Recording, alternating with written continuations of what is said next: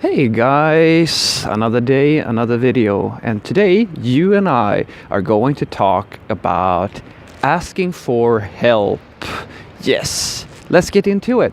So, yesterday I was working, as I do, and for those of you who've been watching before, you may know that most of the work I do these days on the server is done in Scala. Now, although I've been doing Java for a few years, this was a while now, of course, but I have, and Scala is a language that is based on Java. So you would think that there's a lot of similarities, and in many ways there are similarities between these two languages. And I've long argued, for those of you who've been watching, that although there are similarities between two languages, that does not necessarily mean that you know how to be as productive in another language. And if anybody ever tells you that a good programmer knows how to be productive in every language, they're either bullshitting you or they simply don't account for that,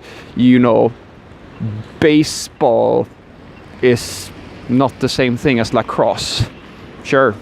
Or football is not the same thing as basketball. There's a ball involved, but they're not, they're inherently not that similar. Well, they're similar, but not the same thing.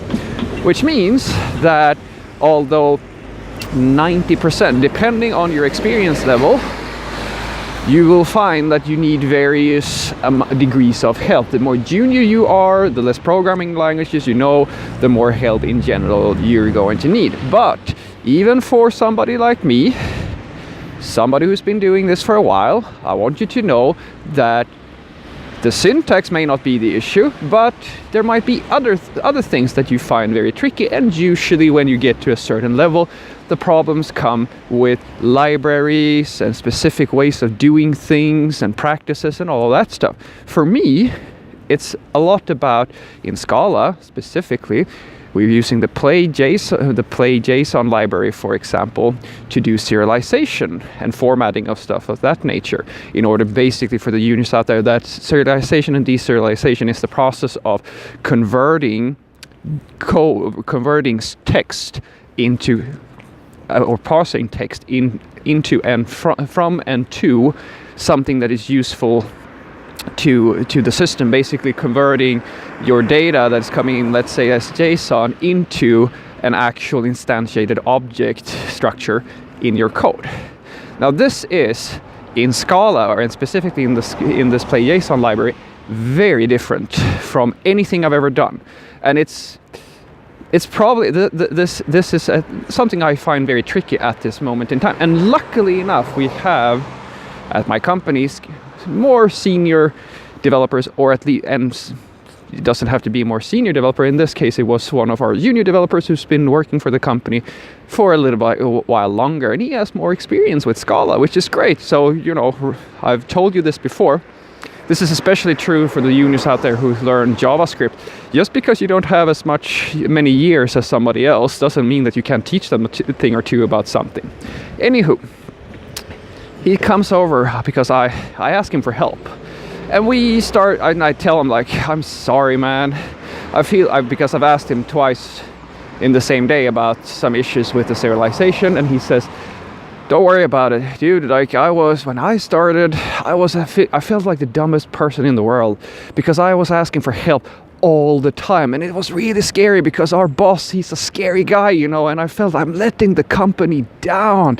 I'm asking all these questions, and I want to be productive, and I want to prove something. If you've watched any of my videos about this sort of thing, you kind of are you hearing a similarity to what he's saying and what I said in my Growing Out of Insecurities video? Very similar, right? I was really happy to hear him say that, because that means I'm not alone, or at least I wasn't alone. And he said, yeah, because I felt I had something to prove, and asking too many questions and asking for help too much is, and even worse, if I make mistakes and stuff, I'm damaging the company, it's costing the company money. And I said, dude, I can understand exactly how you feel. Dear God, I know it's almost painful how well I understand your sensations. And it's great that you're sharing this, because he's a very open guy, or rather, he is very social and so forth. And I'd like to think that I have a trustworthy face and a manner that makes people feel like, yeah, I can talk to Fredrik, don't worry about it, he's not gonna bite me. Well, it depends. I might bite you sometimes, but it's only out of love, I swear. Anywho, so we get to talking, and I tell him, the thing is that I have realized that if I have to pick, because let's be honest here, the reason why you're asking for help is because you can't do the thing that you need to be doing.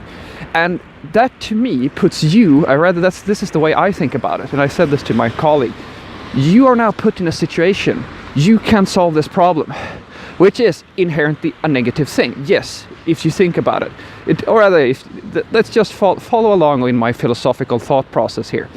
Yes, not being able to solve a problem when you're supposed to be an expert and you're supposed to be able to solve something is inherently a bad thing. Because ideally, you know everything there is to know in the world and you can solve every problem. This is not just true for engineers, it's true for all humans. If you can't do something that ideally you should be able to do, yeah, sure, that's a negative thing. However, when you accept that you can't do something, you're now faced with two options. Either, because what he explained is exactly the thing I used to do. He said, I could spend, just because I felt embarrassed, and my boss was a scary guy, I felt like I would stare like 2 days, just sit there and stare at the screen for 2 days until I finally gave up and I asked for help. And I remember this so well. I did the same thing, and sometimes I don't spend all that much time anymore, but sometimes I do. 2 days is that's a bit of an exaggeration, but it does happen. So I told them, the problem is now that you are faced with one of two options. You can either do what you did there, sit there and wait and try to figure it out and cross your fingers that you're going to solve it. That is a risk that you are taking. It's a gamble. And what I mean about it being a gamble is that you may find, if you're really lucky, that you get some type of insight that makes you solve the problem. And if you do it in a reasonable amount of time, that's great. But I find often that that's not the case. It's much more common that you spend a lot of time feeling anxiety and trying to solve something and not being able to solve it, and then you have to go and ask for help anyway, because you get to that magical amount of wasted time where you feel that, damn, I have to ask for help. I just have to swallow my pride or face the music and ask for help. And what I have started doing basically is that I have I'm short-circuiting myself to getting there quicker. I set that time, the time that I feel that is acceptable to waste on trying to solve the problem myself, as low as possible. Because if it is a searchable problem, let's say it's a very generic problem that you can search on the internet for, that's great. Then I will, for the most part, solve it. But some problems are that tricky and very specific to the project. You can't really solve it yourself. And unless you get lucky and you kind of understand by looking around in the project, you will waste a lot of time. And that's one decision you can make on behalf of the company. And the other one is to ask for help. And trust me, yes, it is true that you are exposing that you're not as smart as you'd like to be to the company, but you have to, in my opinion, if the company or your boss feels that, yeah, Fredrik, he's asking for help for a lot of the time, then maybe you shouldn't be there in the first place. And that's harsh. Or maybe the company has unreasonable expectations. There's all kinds of things that you could consider if you think that way. But if you just look at it from a value perspective in terms of what's valuable for the company, and if you have a good company and you have a nice boss, trust me, they will prefer you to ask for help often, because if you ask for help instead of sitting for 2 days and then asking for help, that's time saved. It's much more efficient for you to simply ask for help, get the problem solved quickly, and then move on and do that instead of sitting there and suffering in silence. And we both talked, and he said, yeah, that's what I realized as well. And this is a guy who's fairly junior, and I was very impressed that he could get to this level of insight this quickly in his career, where he said that I don't have any pride anymore. I'm just going to be honest and transparent about what I know and what I'm good at and what I'm not good at, and cross my fingers and hope that is enough, so that the company feels that I was a good investment, that I'm a good employee. And I said, that's very immature of you, because let's just be honest here. You can only do as well as you can, and the company or your boss is the one who has to decide if that's good enough, because everybody's good at some stuff and everybody's bad at other things. You know, you have strengths and weaknesses.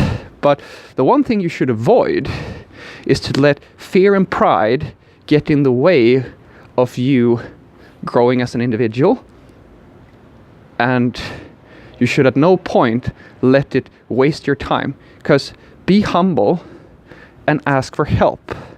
Trust me, it will be better for you long term. Have a great day.